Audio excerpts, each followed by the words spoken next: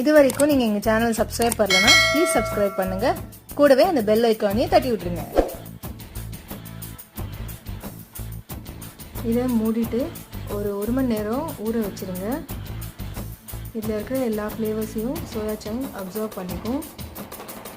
இந்த சங்க்ஸ் நல்லா ஊறினதுக்கப்புறம் ஒரு டூத் பிக்கில் இதை ஒன்றா கோத்துக்கோங்க.